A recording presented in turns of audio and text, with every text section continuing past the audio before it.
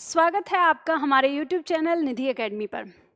हम लोग आज अभ्यास पुस्तक का अगला टॉपिक करने वाले हैं और हमारा अगला टॉपिक है अनेक शब्दों के लिए एक शब्द। सेट 1 हम आज करेंगे। लास्ट क्लास में एक छात्र ने हमसे पूछा कि मैम क्या इस पुस्तक का आप केवल सेट 1 ही करवाएंगी? तो नहीं, ऐसा नहीं है। मैंने अभी शुरुआत ये करी है कि हमारे इसमें जितने भी टॉपिक हैं हम सारे टॉपिक को लेते हुए आगे बढ़ते हैं। सारे टॉपिक का पहले सेट 1 कराते जाते हैं, फिर जैसे हमारे सारे टॉपिक हो जाएंगे तो हम फिर दोबारा से बिल्कुल स्टार्टिंग से पहला पॉइंट लेंगे और उसका सेट 2 फिर सारे जो टॉपिक हैं उनका सेट 2 करेंगे, फिर सारे टॉपिक का सेट 3 करेंगे। इस तरह से मैंने यहाँ पर मतलब इसे करने की कोशिश की है। अगर आप लोग ये चाहते हो कि नहीं मैम आप ऐसा करिए कि एक बार में आप सारे टॉपिक का सारे सेट करा दीजिए, कि जितने भी हमारे टॉपिक हैं, जैसे मान लीजिए कि वर्णमाला, तो वर्णमाला में अगर 8, 10, 20 जितने भी हमारे सेट हैं तो एक बार उनको सारा करा दीजिए। फिर दूसरा टॉपिक वर्तनी वाला लीजिए, फिर तीसरा टॉपिक आप लीजिए। तो अगर आप ऐसा चाहते हैं तो मुझे कमेंट बॉक्स में लिखिएगा, ठीक है। तो अभी मैंने तो अपनी तरफ से किया है कि हम हर टॉपिक का एक क्रम से ले रहे हैं, एक एक सेट ले रहे हैं। और अगर आप चाहते हैं कि नहीं मैम बिल्कुल टॉपिक वाइज आप पूरा एक से लेके अंत तक सारे सेट करा दीजिए और उसके बाद दूसरा टॉपिक स्टार्ट करिए, तो मैं वैसे भी कर दूंगी, जैसे आपकी मर्जी हो, जैसे आपकी इच्छा, ठीक है। तो आप जरूर बताइएगा कमेंट बॉक्स में। तो हम लोग शुरू करते हैं। जो हमारा सेट है वो अभ्यास पुस्तक से है और आप सभी लोग जानते हैं कि अभ्यास पुस्तक को आपको कहाँ से लेना है। आपको अगर हमारे ऑफिस से मंगाना है तो दिए हुए नंबर पर आप कॉल करके ऑर्डर कर सकते हैं, नहीं तो आप हमारे एप्लीकेशन निधि एकेडमी पर जाएं और वहां पर पाठ्य पुस्तक वाले ऑप्शन में जाके आप इस बुक को यहाँ से भी ऑर्डर कर सकते हैं, ठीक है। यहाँ पे आपको दिया हुआ है, तो जैसे आपको उचित लगे वैसे आप कर सकते हैं। तो हम लोग शुरू करेंगे अपनी क्लास। तो आज हम लोग अनेक शब्दों के लिए एक शब्द का पहला सेट ले रहे हैं और जिसमें अभ्यास सेट 1 में पहला प्रश्न हमारे सामने है। पहला प्रश्न है अतः शब्द का। इसे हम थोड़ा सा और बड़ा कर लेते हैं ताकि आपको अच्छे से दिखे, ठीक है। चलो, पहला प्रश्न हमारे सामने आ गया। अतः शब्द के लिए एक वाक्य चुनना है। ऑप्शन दिया है जिसकी गहराई नापी जा सके, ऑप्शन बी दिया है जिसकी गहराई न नापी जा सके, जिसकी कोई सीमा न हो, जिसका अंत न हो। तो यहाँ पर ये कह रहा है अतः। अतः शब्द कहते हैं हम उसके लिए जिसकी गहराई नापी नहीं जा सकती। तो इसका उत्तर क्या हो जाएगा हमारा? ख हो जाएगा, यानी जिसकी गहराई नापी न जा सके। अब यहाँ पे दिया है जिसकी कोई सीमा ना हो, तो जिसकी कोई सीमा नहीं होती तो हम उसको क्या कहते हैं? अनंत कहते हैं या असीम कहते हैं। असीम का मतलब भी होता है जिसकी कोई सीमा ना हो, और जिसका कोई अंत ना हो तो उसे भी अनंत कहते हैं, ठीक है। ये हमें पता चल गया। प्रश्न संख्या 3 हमारा कहता है जिसके 4 पद हैं के लिए उपयुक्त शब्द बताना है। ऑप्शन दिया है चतुर्भुज, ऑप्शन दिया है चतुष्पद, ऑप्शन दिया है चौराहा, ऑप्शन दिया है चतुष्कोण। तो आपको पता है, पहचान हो गई होगी आपको। 4 पद मतलब 4 पैर की बात कर रहा है। तो चतुष्पद, चतुष माने 4, ठीक है। तो इसके लिए उत्तर क्या आ जाएगा? चतुष्पद आ जाएगा। लेकिन जैसे चतुर्भुज दिया है तो भुज माने हैं भुजा, तो जिसके 4 भुजाएं हैं उसको हम क्या कहते हैं? चतुर्भुज कहते हैं। चौराहा, जहां पर 4 राहें होती हैं, जुड़ती हैं आकर, जैसे मान लो ये राह, ये रास्ता और ये रास्ता, तो ये जो स्थान है ये स्थान हमारा चौराहा कहलाएगा, ठीक है। और चतुष्कोण, तो जैसे मान लो ये 4 हो गए तो यहाँ पे ये कोण, ये कोण, ये कोण, ये कोण, तो चारों तरफ कोण है तो चतुष्कोण हो गया, ठीक है। आगे बढ़ते हैं। अगला प्रश्न आता है प्रश्न संख्या 4, जिसकी तुलना न की जा सके। जिसकी तुलना न की जा सके वाक्य हेतु उपयुक्त शब्द क्या होगा? अनुपम, ऑप्शन कहता है अद्वितीय, ऑप्शन कहता है अतुलनीय, ऑप्शन कहता है अवंदनीय। तो देखो यहीं पे आपको पता चल जाता है, कह रहा है कि जिसकी तुलना न हो सके। तुलनीय और अमाने नहीं, तो जिसकी तुलना ना हो सके उसे क्या कहेंगे? अतुलनीय कहेंगे। अनुपम का मतलब हो गया जो अपने आप में अनोखा हो, अलग हो, विशेष हो, ठीक है।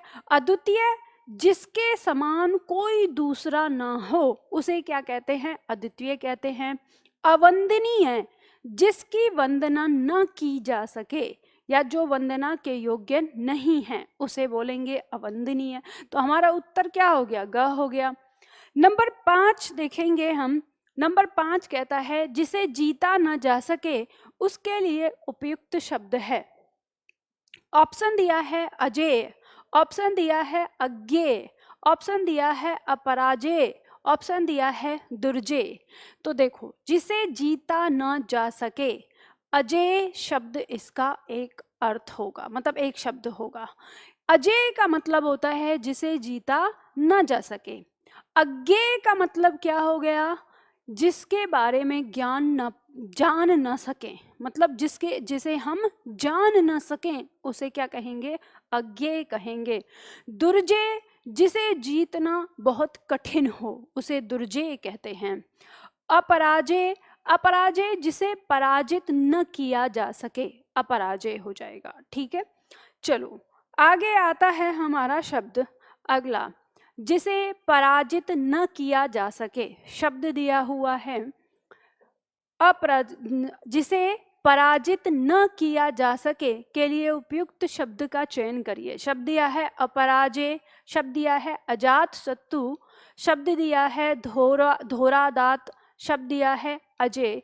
तो देखो, अजय तो हमने अभी करा, जिसे जीता ना जा सके, और जिसे पराजित न किया जा सके उसके लिए क्या आ गया? अपराजय हो गया। तो इसका उत्तर हमारा क्या हो गया? क हो गया, ठीक है। आगे दिया अजात शत्रु। अजात शत्रु कहते हैं जिसका शत्रु जन्मा ही ना हो उसे अजात शत्रु कहते हैं। और ये धोरादात, ये वर्तनी गलत है, ठीक है, तो ये हमारा इसका अर्थ ही नहीं रहा। अगला प्रश्न लेते हैं, प्रश्न संख्या 7। प्रश्न संख्या 7 कहता है जिसका यश चारों ओर फैल गया हो उस वाक्य हेतु उपयुक्त शब्द बताइए। शब्द दिया है प्रतिष्ठित, शब्द दिया है यशस्वी, शब्द दिया है पौरुषेय, शब्द दिया है महत्वाकांक्षी। तो देखो, जिसका यश चारों ओर फैल गया हो उसको हम कहते हैं यशस्वी। मतलब वो क्या हो गया? यशस्वी है, मतलब उसका यश चारों तरफ फैला हुआ है, तो यशस्वी, ठीक है। प्रतिष्ठित, जो कहते हैं कि यह है प्रतिष्ठित है, जैसे प्राण प्रतिष्ठित किसी चीज पे इकट्ठा करना, या फिर एक तरह से हल्का फुल्का प्रसिद्धि से आ जाता है, ठीक है। शब्द आता है जैसे महत्वाकांक्षी। तो महत्वाकांक्षी होता है कि वह जिसकी आकांक्षाएं यानी इच्छाएं बहुत महत्वपूर्ण हो, या कहें जिस व्यक्ति को अपनी इच्छाएं ही महत्वपूर्ण लगती हो तो उसको महत्वाकांक्षी कहते हैं, ठीक है। अपनी इच्छाओं को ही महत्व देने वाला महत्वाकांक्षी कहलाता है। आगे आता है प्रश्न संख्या 8 आता है हमारा, जो क्षमा पाने लायक है के लिए उपयुक्त शब्द है। जो क्षमा पाने लायक शब्द है उसके लिए उपयुक्त शब्द बताना है। शब्द दिया है क्षम्य, शब्द दिया है अक्षम्य, शब्द दिया है दुर्धुष, शब्द दिया है सर्वमान्य। तो क्षमा पाने लायक, जो जिसे क्षमा किया जा सके उसे हम क्षम्य कहते हैं, और जिसे क्षमा न किया जा सके उसे हम अक्षम्य कहते हैं। और क्षम्य और अक्षम्य एक दूसरे के विलोम भी हो गए, ठीक है, तो विलोम में भी आप याद रखिएगा इनको, ठीक है। सर्वमान्य, जो सबके द्वारा माना गया हुआ हो उसे हम सर्वमान्य कहेंगे। और दुर्धस, जिससे युद्ध करना बहुत मुश्किल हो, कठिन हो, उसे दुर्धर्ष कहते हैं, ठीक है। तो अब इसके बाद अगला प्रश्न आता है हमारा, प्रश्न संख्या 9। प्रश्न संख्या 9 कह रहा है जिस स्त्री के पुत्र और पति न हो इस वाक्य के लिए एक शब्द बताना है हमें। ऑप्शन दिया है अवीरा, ऑप्शन दिया है अबला, ऑप्शन दिया है असाह, ऑप्शन दिया है अकेल्या। तो देखो, अकेल्या कहेंगे जो अकेला हो, ठीक है। अबला जो कमजोर हो, ठीक है। असहाय हो जाएगा जिसके पास कोई सहारा ना हो। अवीरा मतलब है जिसके पास कोई वीर नहीं, वीर का मतलब यहाँ पे पुत्र और पति से आ गया। जिसके पास कोई वीर नहीं है मतलब कोई पुरुष नहीं है, ना पुत्र रूप में ना पति रूप में, तो उसे अवीरा कहते हैं। ठीक है, उत्तर हमारा क आ जाएगा यहाँ पर। चलो आगे बढ़ते हैं। अगला प्रश्न आ जाता है हमारा प्रश्न संख्या 10।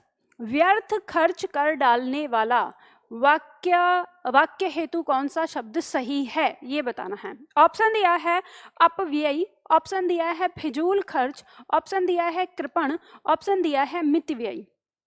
तो देखो, व्यर्थ खर्च करने वाला अपव्ययी कहलाता है। ठीक है, क्या कहलाता है? अपव्ययी। मितव्ययी कहते हैं जो आवश्यकता के अनुसार खर्च करता हो। ठीक है, उसको मितव्ययी कहते हैं, या कम खर्च करने वाला मितव्ययी कहलाता है। फिजूल खर्च मतलब बेकार में जो खर्च कर दिया गया वो फिजूल खर्च कहलाया जाता है। और कृपण जो कभी खर्च ना करता हो या जो खर्च करने में कंजूसी करता हो उसे कृपण कहते हैं। ठीक, चलो आगे बढ़ते हैं। अगला प्रश्न आता है 11। प्रश्न 11 कहता है हमारा जिसका उपचार न हो सके। प्रश्न कह रहा है जिसका उपचार न हो सके के लिए एक शब्द हमें बताना है। ऑप्शन दिया हुआ है दुस्साह, ऑप्शन दिया है असाध्य, ऑप्शन दिया है श्रम साध्य, ऑप्शन दिया है साधनहीन। तो देखो, जो असाध्य है, इस असाध्य का मतलब होता है जिसे साधा ना जा सके, मतलब कि जिसका कोई इलाज न हो सके उसे कहते हैं असाध्य। जैसे आपने सुना होगा उसे असाध्य रोग हो गया है, ऐसे लोगों को कहते हुए। तो असाध्य रोग हो जाने का मतलब अब इसका कोई इलाज नहीं है। ठीक है, तो ये हमारा क्या जाएगा, इसका उत्तर असाध्य। अब साधनहीन का मतलब हो जाएगा जिसके पास कोई साधन ना हो। ठीक है, श्रम साध्य मतलब जो मेहनत करने वाला हो, श्रम को साधने वाला हो, मेहनत करने वाला होगा। ठीक है, इस तरह से हम आगे बढ़ते हैं। अगला प्रश्न आता है हमारा 12। जिसकी पहले से कोई आशा ना हो के लिए एक शब्द बताना है। ऑप्शन दिया हुआ है यहाँ पे अप्रत्याशित, ऑप्शन दिया है आशातीत, ऑप्शन दिया है आशाजनक, ऑप्शन दिया है प्रत्याशित। तो अब आपको पता है कि जिसकी पहले से कोई आशा न की गई हो, तो आएगा हमारा अप्रत्याशित, यानी जिसकी कोई आशा नहीं की गई है, तो इसका उत्तर हो जाएगा क। अब आशाजनक मतलब जिसमें आशा की जाए, या कहें कि आशाजनक कहते हैं ना, यह स्थिति तो आशाजनक है, मतलब इसमें आशा करने की उम्मीद है या आशा कर सकते हैं, उसके लिए आ जाता है।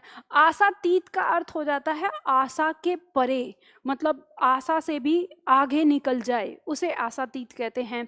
और प्रत्याशित, प्रत्याशित का मतलब हो जाता है जिसकी आशा की गई हो या जिसकी उम्मीद की गई थी कि हाँ ये चीज़ है, तो वो हमारा प्रत्याशित हो जाता है। तो जिसकी कोई आशा ना की गई हो उसे हम क्या कहते हैं, अप्रत्याशित कहते हैं। चलो आगे बढ़ते हैं। अगला पॉइंट आता है राज्य के द्वारा निकाला गया आधिकारिक आदेश वाक्यांश के लिए एक शब्द लिखिए। राज्य के द्वारा निकाला गया आधिकारिक आदेश वाक्यांश के लिए एक शब्द हमें बताना है। अधिनियम होगा, अध्यादेश होगा, अधियाचना होगा, अधिसूचना होगा। तो कौन सा हमारा होगा यहाँ पर? तो देखो यहाँ पर ध्यान देना, राज्य के द्वारा निकाला गया आधिकारिक आदेश जो है वो अध्यादेश कहलाता है। ठीक है, क्या कहते हैं उसको? अध्यादेश कहते हैं। बाकी ऐसे ही सूचना होती है। अब अगला प्रश्न आता है हमारा प्रश्न संख्या 14। जिस पर मुकदमा चलाया गया हो के लिए उपयुक्त शब्द है। क्या शब्द है? अभियोगी, प्रतिवादी, अभियुक्त या द्रुतगामी। तो ध्यान दीजिएगा, जिस पर मुकदमा चलाया गया है उसको अभियुक्त कहते हैं। ठीक है, उसको क्या कहते हैं? अभियुक्त कहते हैं। और जिसने मुकदमा चलाया है उसको अभियोगी कहते हैं। ठीक है, अब प्रतिवादी होता है कि जैसे मान लो वादी मतलब बोलने वाला, और इसको जवाब देने वाला प्रतिवादी हो जाता है। ठीक है, वादी को बोल देने वाला, जवाब देने वाला, इसका दूसरा पक्ष प्रतिवादी हो जाता है। द्रुतगामी का मतलब होता है तेज गति से चलने वाला। ठीक है, जो तेज गति से चलने वाला होता है उसे हम द्रुतगामी कहते हैं। चलो आगे बढ़ते हैं। अगला प्रश्न आता है प्रश्न संख्या 15। प्रश्न संख्या 15 हमारा कहता है कि अनुभाव किसे कहते हैं? अनुभाव, जिसके हृदय में भाव जागृत हो। देखो ये जागृत है, इसमें मिस्टेक हो गई है, ये फॉन्ट की गलती हो जाती है ना। फॉन्ट हमारा जो होता है ना, कभी कभी फॉन्ट जो है इस री को इस श में बदल देता है, तो ये जागृत शब्द जो है वो विचित्र सा हो गया। तो देखो अब, जिसके हृदय में भाव जागृत हो, जिसके प्रति स्थायी भाव उपजित हो, आश्रय की बाह्य शारीरिक चेष्टाओं को या चित्त में उठने वाले मनोभावों को। तो देखो ये अनुभाव वही है जो रस में से आया है। कह रहे रस में, अनुभाव किसे कहते हैं? तो आपको पता है अनुभाव है आश्रय की चेष्टाएं, मतलब जिसके मन में भाव जगा है उसकी बाह्य शारीरिक जो चेष्टाएं होती हैं। तो ये हो गया आश्रय की बाह्य शारीरिक चेष्टाओं को हम क्या कहते हैं? अनुभाव कहते हैं। तो हमारा क्या हो जाएगा? यही उत्तर हो जाएगा। आगे बढ़ते हैं, अगला प्रश्न लेते हैं, प्रश्न संख्या 16। जिसके आने की तिथि न हो के लिए एक शब्द बताना है। ऑप्शन दिया है आपके सामने अतिथि, ऑप्शन दिया है अनाहूत, ऑप्शन दिया है आतिथ्य और ऑप्शन दिया है आगंतुक। तो यहाँ पर देखेंगे अतिथि कहते हैं जिसके आने की कोई तिथि न हो, यानी हमें नहीं पता कब आ जाएगा, तो उसे हम अतिथि कहते हैं। आतिथ्य कहते हैं अतिथि सत्कार, जैसे कोई अतिथि आया तो अब उसको जो सादर सत्कार किया जा रहा है उसे आतिथ्य कहते हैं। और अनाहूत हो जाता है जिसको बुलाया न गया हो, यानी जिसको निमंत्रण नहीं दिया गया था। आगंतुक बाहर से आने वाला आगंतुक हो जाता है। अगला प्रश्न है हमारा प्रश्न संख्या 17। प्रश्न संख्या 17 कहता है जिसे भले बुरे का ज्ञान न हो के लिए उपयुक्त शब्द बताना है। ऑप्शन कह रहा है अविवेकी, ऑप्शन कह रहा है विवेकी, ऑप्शन कह रहा है दुर्बोध, ऑप्शन कह रहा है दुर्ज्ञेय। अब देखो यहाँ पर ध्यान दीजिए, जिसे भले बुरे का ज्ञान न हो उसे अविवेकी कहते हैं, मतलब कि जो विवेक से काम न करता हो, यानी जो अपनी बुद्धि से काम न करता हो, तो उसे अविवेकी कहते हैं। अब जो अपनी बुद्धि से काम करता है उसे भले बुरे का ज्ञान होता है, तो वो क्या कहलाता है? विवेकी कहलाता है, यानी जिसे भले बुरे का अच्छी तरह से ज्ञान हो उसे विवेकी कहते हैं। दुर्बोध, जो कठिनाई से समझता हो, यानी जिसे समझ में कठिनाई से आता हो। दुर्ज्ञेय, जो जानने में कठिन हो, मतलब जिसे जानना कठिन हो, दुर्ज्ञेय हो जाएगा। अगला शब्द आ जाता है हमारा, पॉइंट है 18, जिसका निवारण न हो सके। जिसका निवारण न हो सके उसके लिए एक शब्द हमें बताना है। ऑप्शन दिया है अविकल, ऑप्शन दिया है अनिर्धार्य, ऑप्शन दिया है अनिर्णीत, ऑप्शन दिया है अनिवार्य।